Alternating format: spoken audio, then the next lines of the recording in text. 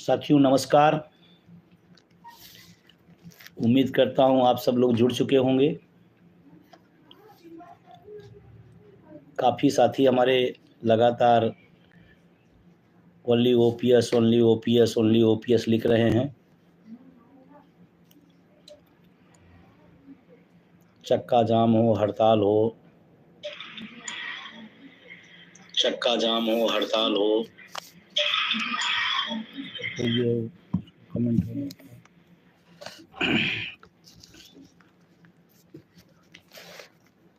जुड़े साथी लोग। आपके सुझाव भी बेहतर ही हैं, क्योंकि मैं जानता हूं आप सब जितने भी लोग जुड़े हुए हैं, मैं जानता हूं उनकी सिर्फ इच्छा है only OPS, old pension scheme, पुरानी पेंशन, कोई संशोधन नहीं, कोई सुधार नहीं। शायद हमारे मत से आप सब लोग सहमत होंगे। आपका भी मत यही है और मेरा भी मत यही है।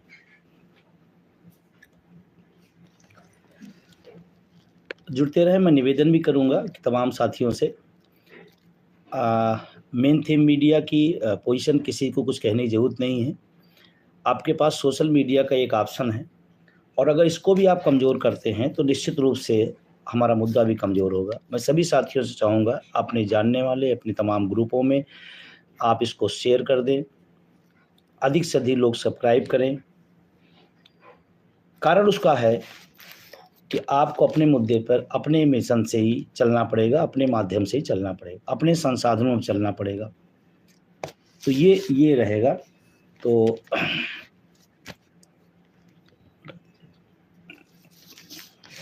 मैं सभी से निवेदन करूंगा कि अपने सारे साथियों पर, सारे लोगों तक बात पहुंचाएं, शेयर कर दें इसको, कमेंट करें जो आपके विचार हों, और जो भी आप उचित समझें इसको विस्तारित करने के लिए लोगों तक पहुंचाने को करें, क्योंकि इसके अलावा और कोई माध्यम आपके पास नहीं है। शासन व्यवस्था इस मुद्दे को दबाना चाहते हैं, मेन थीम की मीडिया इस मुद्दे को उठाना नहीं चाहते हैं, तमाम सेवानिवृत्त ओपीएस भोगी लोग इसको गुमराह करना चाहते हैं। सबकी बात नहीं कर रहा हूं, लेकिन मैं अपनी आंखों से देख रहा हूं कि इस पूरे मूवमेंट को कैसे गुमराह किया जा रहा है। अभी तमाम चर्चाएं हैं, जुड़ ले, बिल्कुल सभी साथी जुड़ लें, और जुड़े भी अपने तमाम ग्रुपों में इसको शेयर करें, सब्सक्राइब कराएं, क्योंकि आवाज़ जितनी दूर तक जाएगी मुद्दा उतना मजबूत होगा। हमारे पास मेन थीम की मीडिया नहीं है कि चैनलों बैठकर मैं अपनी बात कह सकूं, आप तक पहुंचा सकूं। कुछ चैनल हैं जो मदद करते हैं, जो चैनल कुछ पत्रकार हैं मैं वो मदद करते हैं, मैं उनको शुक्रिया धन्यवाद देता हूं। लेकिन जिस तरह से मीडिया को इस जनवादी मुद्दे को उठाना चाहिए, नो डाउट इसमें उठाते नहीं। तो आप अपने स्टाफ के पास भी मोबाइल है, आप खुद पत्रकार बनिए अपने हक के लिए, और इसको पहुंचाइए चारों तरफ, बात जाए। तो काफ़ी लोग जुड़ चुके हैं, तमाम सारे लोग अपने कमेंट भी दे रहे हैं। मैं सभी का धन्यवाद देता हूं, शुक्रिया अदा करता हूं, और मैं अपनी बात को स्टार्ट करता हूं। कुछ महत्वपूर्ण बात आपसे करना था आज। देश भर के साथी जुड़े हुए हैं। कई बार मेरे पास इस बात की शिकायत आती है जब चैनलों पर डिबेट में बैठते हैं कि भाई आप कहते हैं इतने लाख लोगों का ये मैटर है, लेकिन जब व्यूज आते हैं तो लोग कहते हैं कि ये क्या हो रहा है। तो अपने घरों में बैठ करके आप अगर अपनी उंगलियां नहीं चला पा रहे हैं तो आप दूसरों को भी दोष क्यों देते हैं। आप अपनी ड्यूटी करें, आप अपने हक की आवाज़ उठाएं, आप अपने भागीदार बने। ये तमाम शिकायतें मुझे बड़े पत्रकारों में, चैनलों से मिलते हैं। कितनी बड़ी संख्या, अगर वो चाहें तो मिनटों में पूरे देश में ये मुद्दा वायरल हो जाए। जैसे ये चल रहा है लाइव, आज आपके साथ में है, आप चाहें तो इसको लाखों लाखों लाखों लोगों तक पहुंचा सकते हैं। ये क्षमता है, पढ़े लिखे बुद्धिजीवी हैं। और उस दौर में, जिस दौर में लोग आवाज़ लगाना बंद कर दिए हैं, जिस दौर में हकों की बात कहना बंद कर दिए हैं, जिस दौर में सिवाय दलाली चापलूसी के अलावा कुछ बचा नहीं। उस दौर में अटेवा, एनएम, ओपीएस और तमाम आप जैसे साथी इसकी आवाज़ लगा रहे हैं, ये कोई छोटी बात नहीं है। ये बात मैंने कई बार कहा था और अब भी कह रहा हूँ। अभी बजट सोमवार को सदन शुरू होगा और मंगल को बजट आने जा रहा है। उसमें तमाम चर्चाएं हैं कि ये होगा, वो होगा, ऐसा होगा, वैसा होगा। अब ये 15 तारीख को बैठक बुलाई गई थी।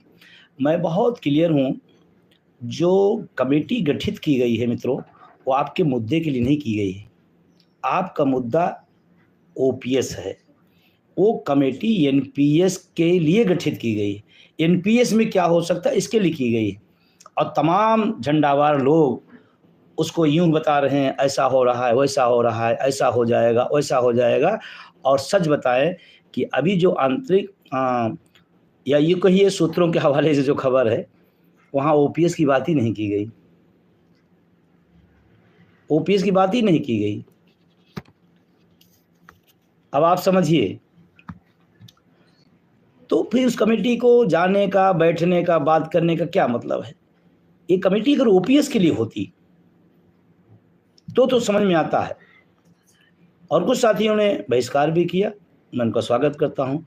कुछ लोग तो इसलिए गए हैं कि हम इस पूरे मूवमेंट को कैसे दिग्भ्रमित करें, और कर रहे हैं।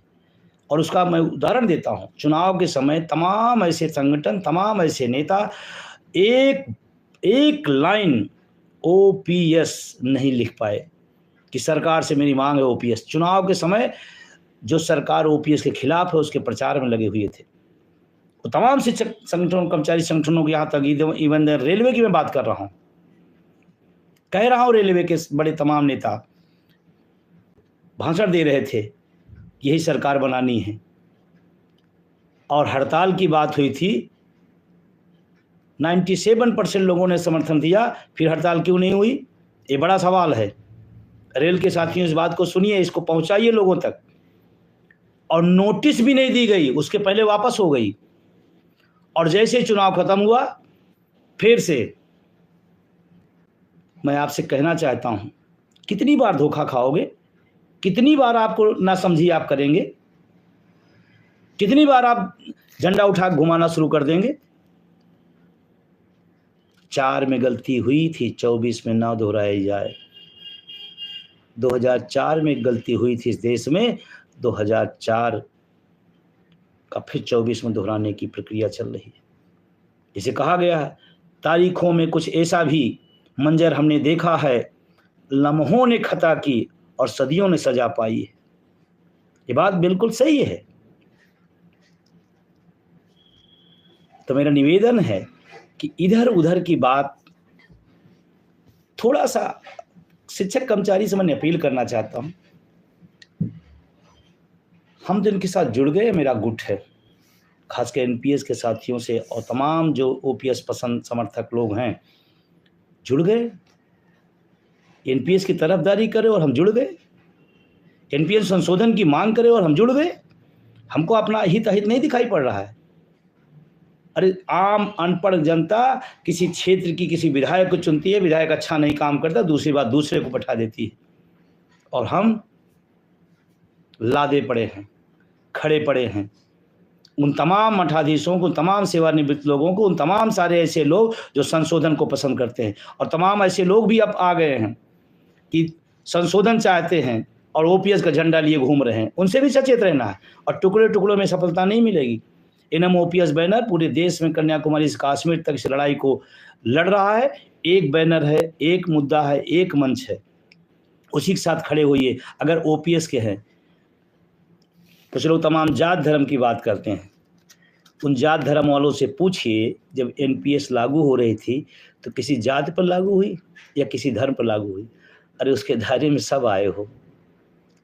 और जिन राज्यों में एनएम ओपीएस ने संघर्ष करके दिलाया है, वहाँ पर सबको मिली है। तो इसको जात धर्म में न बांटी इस आंदोलन को। यह आंदोलन पूरे देश के 1 करोड़ से ज़्यादा जो कर्मचारी हैं, शिक्षक हैं, अधिकारी, उनकी लड़ाई है।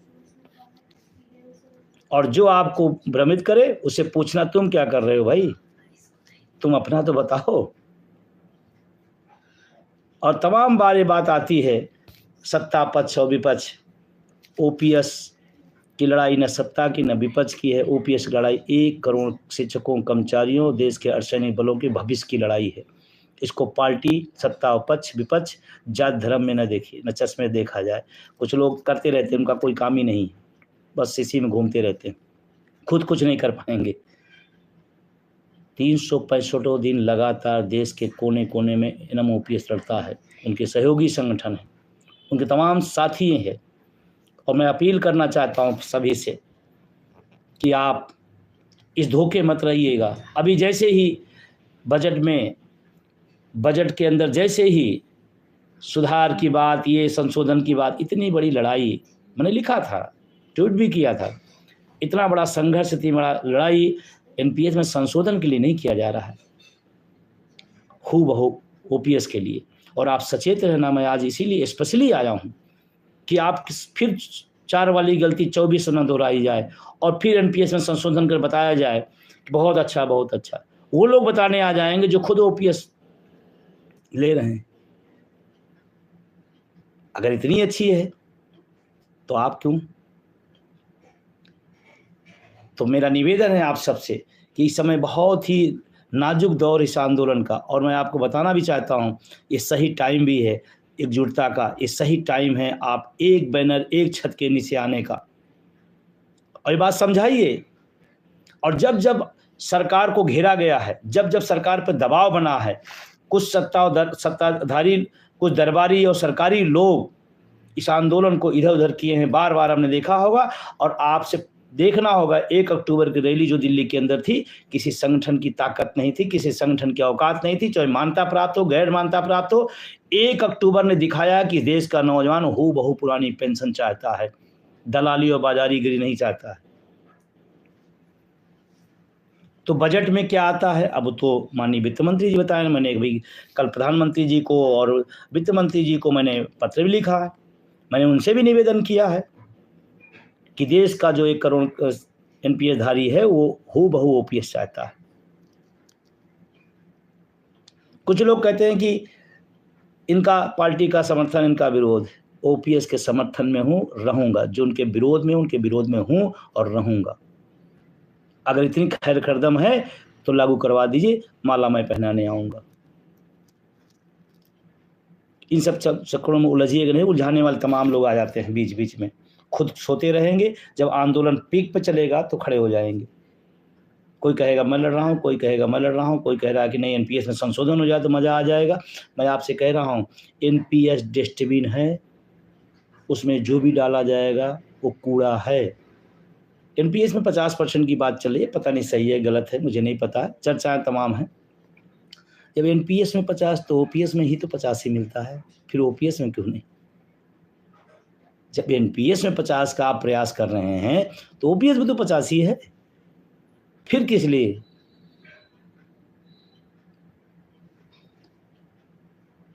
तो बजट में माननीय हमारी वित्त मंत्री जी सीतारमण जी, पिछले 10 साल से उनको देश उनके बजट को देख रहा है, अभी तक निराश ही हुआ है। कम से कम एक मौका है, कम से कम देश के नौजवानों को एक मैसेज दे दीजिए। और ये लड़ाई मैं आपसे कहना चाहता हूँ, आप इस लड़ाई को विस्तारित करिए। सिर्फ कर्मचारियों, शिक्षकों की लड़ाई नहीं है, ये देश के नौजवानों की लड़ाई है। जो कल नौकरी के लिए फार्म भर रहा है वो भी कल ओपीएस के लिए आएगा। ये नौजवानों की भी लड़ाई हम लड़ रहे हैं। निजीकरण का सवाल है, इस देश के अंदर जो वैकेंसियाँ खाली पड़ी हैं उसका भी सवाल है। इस आंदोलन को विस्तारित करना पड़ेगा, लोगों को जोड़ना पड़ेगा, लोगों को समझाना पड़ेगा कि कर्मचारी का सवाल नहीं है। आप अपने बच्चों को स्कूल में पढ़ा रहे बड़ी मोटी मोटी फीस दे करके, किस लिए? जॉब के लिए। जॉब खत्म, जॉब में आ जाए तो पेंशन खत्म। तो ये लड़ाई इस देश के जो भी लोअर मिडिल क्लास के लोग हैं, जिनका ताल्लुकात नौकरियों से है, उस सब की लड़ाई है। और मैं देश के नौजवानों से अपील करता हूँ, इस लड़ाई को अपनी लड़ाई समझते इस लड़ाई में शामिल होइए।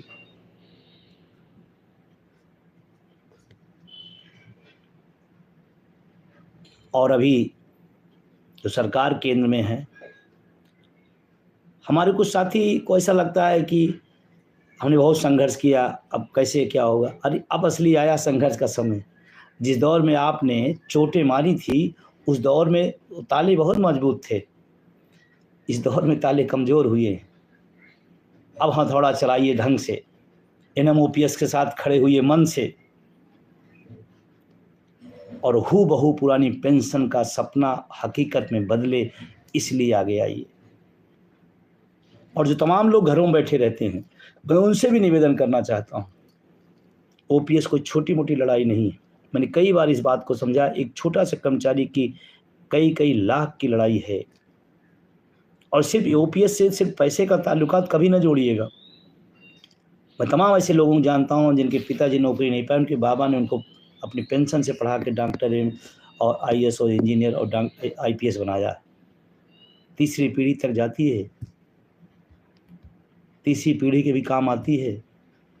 अभी कल हमारे एक साथी सिंचाई विभाग के मिले, उन्होंने कहा जब हमारे 3 महीने की तनख्वाह आज 1 दिन की पेंशन हो रही है।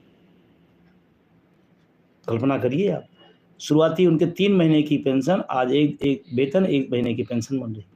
सिंचाई विभाग के बहुत मजबूत साथी हमारे आज पेंशन ले रहे हैं। कल हमारे सदस्यता अभियान में भी आए थे। उत्तर प्रदेश के अंदर इस समय 15 जुलाई से लगातार सदस्यता सहयोग और जागरूकता अभियान चलाया जा रहा है। उसमें भी तमाम सारे लोगों से मेरा निवेदन है वो शामिल हों, खुद लें, लोगों को मोटिवेट करें, लोगों को साथ लाएं, हर विभाग, हर कार्यालय, हर स्कूल पहुँचें। सदस्यता सिर्फ इसलिए नहीं होती है कि चंद पैसे मिल जाते हैं, सदस्य इसलिए बात की होती है कि उसको अपना आंदोलन लगता है, उसका अपना संगठन लगता है। उसके बाद जब आप जाते हैं तो अपने कार्यक्रम को बताते हैं जो आपने किए हैं, जो आने वाले समय में करने हैं। उत्तर प्रदेश के अंदर 1 अगस्त से 9 अगस्त तक एनपीए निजीकरण देश के लिए घातक है। ब्लॉकों पर पहली बार ब्लॉकों पर गोष्ठियां रखी गई हैं। हर ब्लॉक पर 9 दिन के अंदर हर ब्लॉक पर गोष्ठियां होंगी। निजीकरण का सवाल आपको मैं बार-बार कह रहा हूं, कोई भी संगठन इस पर बात नहीं कर रहा है, कोई राजनीतिक दल इस पर बात नहीं कर रहा है। जबकि बता दें सबसे बड़ा खतरनाक ये शब्द है, ये आउटसोर्सिंग। संविदा क्या है? उसी का रूप है। एनपीएस क्या है? उसी का रूप है। भर्तियां न होना उसी का रूप है।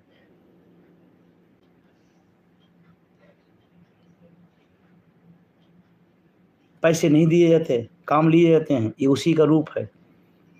चिकित्सा देखिए, शिक्षा देखिए, सबका बाजारीकरण हो रहा है, सबका बाजारीकरण हो रहा है। इस बाजारीकरण में आप अगर चुप रहे बुद्धिजीवी होकर के, मैं तो कहता हूँ इस देश के जो शिक्षक, कर्मचारी, अधिकारी हैं, पढ़े लिखे बुद्धिजीवी लोग हैं, आज इस देश को सबसे ज़्यादा ज़रूरत है बोलने की। आज सबसे ज़्यादा बात है हुकूक में आवाज़ उठाने की, और उस समय आप चुप रह जाइए या आपको तनख्वाह मिल रही है, आपको लगता है हमारा तो काम चल ही रहा है। नहीं, आपकी ज़िम्मेदारी और भी है। इस समाज में, इस देश के लिए, इस देश के नौजवानों की भी ज़िम्मेदारी आपकी है। तो मेरा सभी लोगों से निवेदन है कि इस आंदोलन को व्यापक करें। अभी उत्तर प्रदेश के अंदर ऑनलाइन अटेंडेंस को लेकर बहुत विरोध चल रहा था। मैं सैल्यूट करता हूँ हमारे बेसिक के जो साथी हैं, उन्होंने अपनी एकजुटता दिखाई और ज़ीरो अटेंडेंस दिखाया, गुजर न दिया, बैक फुट पे सरकार आई। बहुत बड़ी बात है। मैं इस बात के लिए नहीं कह रहा हूँ कि कोई जाए ना, बिल्कुल टाइम पे जाए, लेकिन ये जो तानाशाही फरमान होते हैं ठीक नहीं होते। और देश के तमाम लोगों से मैं फिर से कह रहा हूँ, वो चाहे सदस्य हों चाहे ना हों, किसी भी तरह से उन ओपीएस के लिए परेशान हो या ओपीएस के समर्थक हों, पूरे देश के लोगों से मैं कहता हूँ थोड़ी अपनी सक्रियता बढ़ाइए। जो भी आपने इस आंदोलन को योगदान दिया है उसमें थोड़ा-सा वृद्धि कर लीजिए, ये मौका अच्छा है। और महाराष्ट्र, हरियाणा जो अभी निकट और जल्दी चुनाव होने वाले हैं, उन राज्यों के साथियों से मैं स्पेशली कहना चाहता हूँ, ये सरकार से वोट की चोट सुनती है। उत्तर प्रदेश के अंदर लोकसभा में वोट की चोट पड़ी और यहाँ 2005 28 मार्च 2005 के पहले को सौगात मिली। मामला बहुत पहले का था, आज का नहीं है। डेढ़ साल से चीफ सेक्रेटरी के यहाँ फाइल पड़ी थी, लेकिन कब मिला? जब वोट की चोट मिली। तो मैं तमाम साथियों से भी निवेदन करना चाहता हूँ, या जहाँ भी चुनाव हैं, मैं इसलिए नहीं कि किसी पार्टी का विरोधी हूँ, लेकिन जो हमारे मुद्दे के खिलाफ में है, मैंने पहले भी कहा उसके खिलाफ हैं। और आपके पास एक हथियार वोट का होता है। आप वोट की चोट से एहसास कराते हैं कि ये सरकार गलत राह पे है, ये सरकार इस मुद्दे पे गलत राह पे है। वही आप पास ताकत होती है, उसी ताकत से आप अपना हक की बात आवाज़ उठाते हैं। उत्तर प्रदेश के अंदर चुनाव होने जा रहे हैं, उपचुनाव होने जा रहे हैं। उत्तर प्रदेश के साथियों से मैं कहना चाहता हूँ, एक झटका दिया, एक झटका और दे दीजिए, हो सकता है इसके पहले आप भागीदार हो जाएं। लगिए, डटिए। आप किसी की कहाँ डकैती नहीं कर रहे हैं, जो संवैधानिक राइट है उसकी बात आप कर रहे हैं। तगाजा है वक्त का कि तूफान से जूझो, कहाँ तक चलोगे किनारे किनारे। आज लड़ो कल लड़ो, आज मौसम अच्छा है लड़ने का। दिल्ली और लखनऊ के बीच का जो समीकरण चल रहा है, मजबूती से आगे आइए। वर्तमान में न्याय अन्याय, धर्म अधर्म क्या है उसका कोई मतलब नहीं है। राजनीतिक परिस्थितियाँ क्रिएट करिए, अपने हक को लीजिए। मैं कह रहा हूँ, तो जिम्मेदारी से कह रहा हूँ, इस देश में अब न्याय अन्याय की कोई बात नहीं हो पा रही है। अगर आगे होता, धर्म अधर्म की बात होती, न्याय अन्याय की बात होती, तो इस देश के अर्धसैनिक बलों को सबसे पहले पुरानी पेंशन मिलनी चाहिए। देश के राजनेता ले रहे, कौन सा धर्म है, कौन सी नैतिकता है, कौन सा न्याय है, कोई बताए। इसमें जितने लोग हैं एक कमेंट लिखिए आप, क्या आप चाहते हैं कि अर्धसैनिक बलों को पेंशन मिलनी चाहिए? लिखिए आप। हमारे पास तमाम रोज फोन आते हैं देश के अर्धसैनिक बलों के पास कि सर मैं यहाँ बॉर्डर पर हूँ, मैं वहाँ बॉर्डर पर हूँ, सर मैं आपको सुनता रहता हूँ। हम सबको उम्मीद है आपसे, आपके संगठन से, आपके साथियों से। मैंने कहा आप देश की रक्षा करिए, आपके बुढ़ापे की रक्षा की जिम्मेदारी NMOPS ने उठाए रखा है। उनको उम्मीदें हैं NMOPS से, उनके साथियों से, उनके पदाधिकारियों से।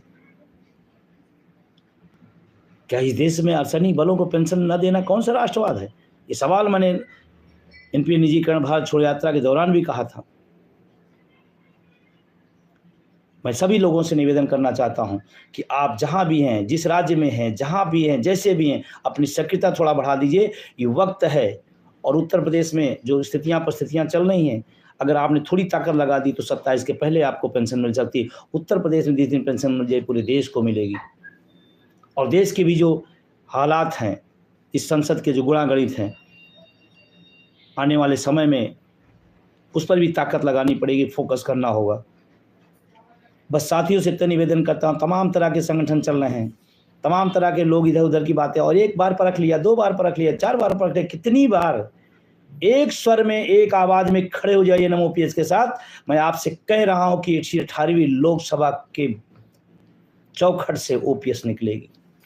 इसी लोकसभा की चौखट से बस एक शर्त है कि इधर उधर देखने के बजाय एक सीधी रेखा में NMOPS के साथ खड़े, उनके सहयोगी संगठनों के साथ खड़े होइए, आपको इसी चौखट से निकल के आएगी।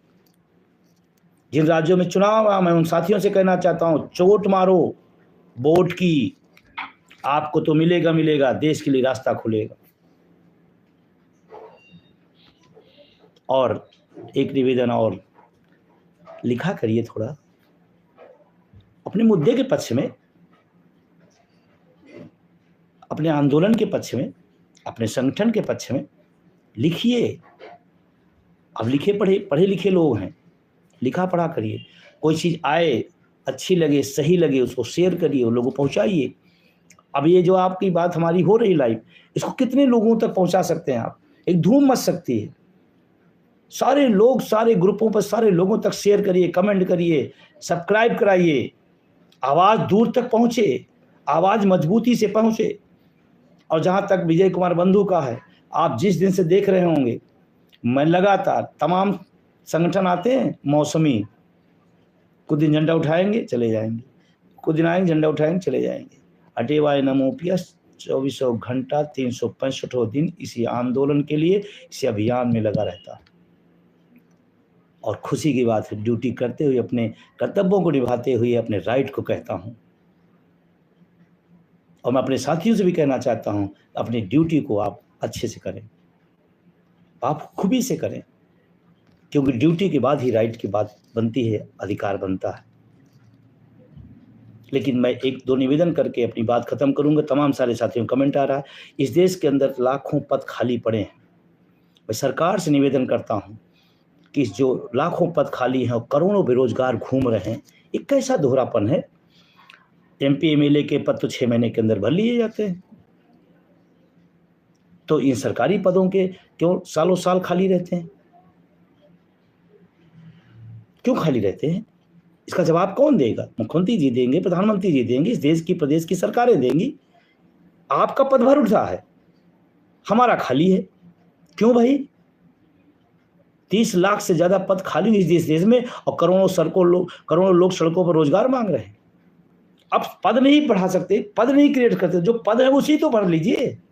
और भरने के बाद जब प्रक्रिया शुरू करते हैं तो लीक पर लीक, लीक पर लीक, लीक पर लीक। नौजवानों का भविष्य लीक होगा तो देश का भविष्य लीक होगा। पेपर लीक बहुत बड़ी समस्या है। कल्पना करो, जिन गरीब घरों के बच्चे फीस लेकर के उधार मांग करके फार्म भरते हैं और जब वो सुनते हैं मेहनत से परीक्षा देते हैं, सुनते हैं पेपर लीक हो गया, उनके दिल के बारे में थोड़ा सोचिए। अब जब ये बात मैं उठाता हूं तो विजय बंधु कहते हैं आप ये बात क्यों उठा रहे हैं? क्यों नहीं उठाएंगे? अरे वो हमारा भाई है, हम इतने स्वार्थी नहीं है कि हमें पेंशन मिल जाए या हमारा मुद्दा हल हो गया तो हमसे कोई लेना देना ना हो। ऐसा नहीं, वो बेरोजगार भाई है हमारा। और जब पद खाली हैं तो क्यों नहीं भरे जा रहे? और इसके पीछे भी आपको बता दें, इस आंदोलन की ताकत है। जितने पद खाली है सब भर लिए जाए, ये आंदोलन कहाँ जाएगा? तो आप सब जुड़े, आप सबको बहुत बहुत धन्यवाद, बहुत बहुत शुक्रिया। लेकिन पुनः निवेदन है कि सोशल मीडिया के ताकत बनाइए और तमाम दिन भर आप सोशल मीडिया पर जुड़े रहते हैं, अपने हकों के लिए जुड़िए, अपने हकों पर बोलिए, अपने हकों पर लिखिए, अपने हकों को शेयर करिए। ये रील वो रील, इधर चीज़ें उधर चीज़ें, कई कई घंटे लोग बिताते मैं देखता हूँ और पूरे दिन भी एक लाइन ओपीएस के बारे में नहीं लिखते हैं। तो आपका भविष्य है, आपके आने वाली पीढ़ी का। जैसे कुछ लोग अपने बच्चों को पढ़ा रहे हैं, अच्छी फीस दे रहे हैं और नौकरी कहाँ पाएगा? आउटसोर्सिंग संविदा में 5,000 7,000 में। तो आपको जरूरत नहीं कि आपको इस आवाज़ को और बुलंद करिए, इस आवाज़ में आवाज़ मिलाने की।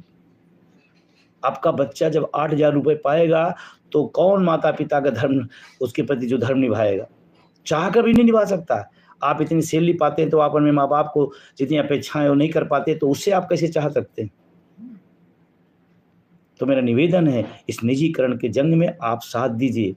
और मैं उत्तर प्रदेश के तमाम उन साथियों से अपील करता हूं कि अभी जो 15 जुलाई से सदस्यता सहयोग जागरूकता अभियान चल रहा है उसमें बढ़ चढ़ के हिस्सा लें। एक एक ऑफिस, एक एक स्कूल, एक एक जगह जहां अपनी बात रखें, पंपलेट दें, लोगों को जोड़ें, लोगों को बताएं और अधिक से अधिक लोगों को सदस्यता दिलाएं, जिससे संगठन मजबूत हो। और कोई बात, आंदोलन संगठन तभी मजबूत होगा जब सदस्य संख्या बढ़ेगी, उनका जुड़ाव और लगाव बढ़ेगा, उनको लगेगा कि कुछ हो रहा है, उनको लगेगा कि हाँ कोई लड़ रहा है, उनको लगेगा कि हमारी आवाज़ उठाई जा रही है। हम मत शक्तियों से भी अपील करते हैं, अपने जहाँ भी, ये तो किसी कोने में आप जाएं, अडेवाइनम ओपीएस आपको मिलेगा।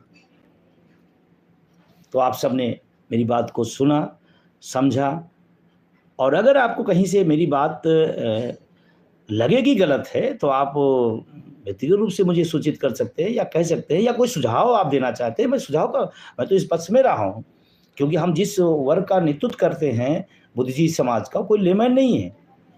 किसी के अंदर विचार आ सकता है, किसी के अंदर कुछ हो सकता है। और अभी तो अटेवा ने एक गोंडा में दुर्भाग्यपूर्ण घटना हुई, रेल हादसा हुआ। मैं मृतक के प्रति संवेदना व्यक्त करता हूँ। पूरा आत्मा को शांति मिले, परिवार को संबल मिले। जो पीड़ित हैं अभी भी अस्पतालों में भर्ती हैं, वो जल्दी स्वस्थ हों। मैंने गोंडा में जिला संयोजक को फ़ोन किया, हमने कहा आपको इसमें जाना चाहिए, उनकी मदद करना चाहिए, जो मदद कर सकते हैं, जो सक्षम है आप कर सकते हैं। उनकी पूरी टीम गई, मैं उनको साधुवाद देता हूँ। और हमें इस तरह सामाजिक कामों में हम अपने सिर्फ राइट की बात नहीं करेंगे, हमारी एक जिम्मेदारी एक नागरिक के नाते जो है उसको भी हम निभाएंगे और निभाया है। कोरोना काल में शिक्षकों कर्मचारियों ने जितना बड़ा सामाजिक काम निकाले, बड़े बड़े एनजीओ नहीं कर पाए। 18 महीने का डीए फ्रीज है, बाकी चुनाव के लिए पैसे हैं। नर्स, डॉक्टर्स उस दौर में जो परिवार को छूना नहीं चाहते थे, वो लोग उनकी सेवा की, उनका डीए फ्रीज है। उत्तर प्रदेश में भी 29 तारीख से बजट आ रहा है। मैं विपक्ष के लोगों से भी कहना चाहता हूँ, सिर्फ सत्ता से नहीं, लोकतंत्र में जितना काम सत्ता का होता है उतना ही उससे बल्कि ज़्यादा काम विपक्ष का होता है, जनता की आवाज़ को उठाने का। आप इन मुद्दों पर, आप बेरोजगारी, भर्ती, निजीकरण, पुरानी पेंशन, ये विपक्ष का काम है। इसको बुलंदी से, ताकत के साथ, तैयारी के साथ उठाया जाए। जनता सत्ता को भी देखती है और विपक्ष के लोगों को जो नुमाइंदे भेजे गए उनको भी देखती है। यूं ही ना आप लगें कि मैं तो सत्ता में नहीं हूँ, लेकिन आपका जो धर्म है, आपका जो कर्म है, आप उसको करिए, आवाज़ बनिए। और पिछले सदन में मैं गया था, संसद में तमाम सारे सत्ता हो, विपक्ष हो, तमाम नेताओं से मैंने मिला, मैंने निवेदन किया, मैंने सत्ता से कहा इसको लागू करिए, विपक्ष से कहा ये आवाज़ उठाइए। और खुशी है कि तमाम सारे राजनीतिक दलों ने इसको उठाया भी, तमाम सारे राजनेताओं ने, तमाम सारे माननीय सांसदों ने हमारे मुद्दे को उठाया है। मैं उनको शुक्रिया अदा करता हूँ, तहे दिल से शुक्रिया अदा करता हूँ। और अभी जो 22 से शुरू हो रहा है, मैं चाहता हूँ, मैं अपील करना चाहता हूँ, क्या इस देश में करोड़ों लोगों का जो विषय हो, क्या सदन में चर्चा नहीं हो सकती? क्या उस विषय पर पक्ष विपक्ष अपनी बात रखें? क्या सरकार उसको सुन नहीं सकती? क्या सरकार उसको चर्चा नहीं करा सकती है? मैं तो सदन से अपील करूंगा कि इस पर चर्चा हो, और चर्चा होने के बाद अगर आपको लगता है कि ये रास्ता गलत है, तो लोकतंत्र में अगर आपने गलती अपनी सुधारी है तो कोई बुराई की बात नहीं है। लोकतंत्र है, जनता की डिमांड है, और एक नहीं हजारों बार, हजारों सरकारों ने हजारों बार हुआ है। तमाम विधेयक वापस आए हैं, तमाम कानून वापस आए हैं, तो इसमें कोई उसकी बात नहीं है। और शासक या जो मुख्यमंत्री होता है, प्रधानमंत्री हो, सरकार होती है, जनता की सेवा के लिए होती है। अगर जनता की इच्छा यही है तो निश्चित रूप से आना चाहिए, वापस आना चाहिए। तो बहुत बहुत शुक्रिया, बहुत बहुत धन्यवाद। और आप इसको खूब ज़्यादा वायरल करें, पहुँचाएँ, लोगों तक पहुँचे, और आगे के जो प्रोग्राम तय होंगे उसमें आप बढ़ चढ़ के हिस्सा लेंगे। एक ही चीज़ याद रखना, बार बार गलतियाँ, बार बार धोखा ना खाइए, एनएमओपीएस के साथ खड़े होइए। इस देश में 110% पुरानी पेंशन बहाल होगी, और हमने कभी संशोधन की बात सोचा है, ना संशोधन की बात करूँगा, सिर्फ और सिर्फ ओपीएस। तो सचेत रहें, सतर्क रहें, और अपने सोशल मीडिया की ताकत को बढ़ाएं। इसी के साथ बहुत बहुत शुक्रिया, बहुत बहुत धन्यवाद सबका।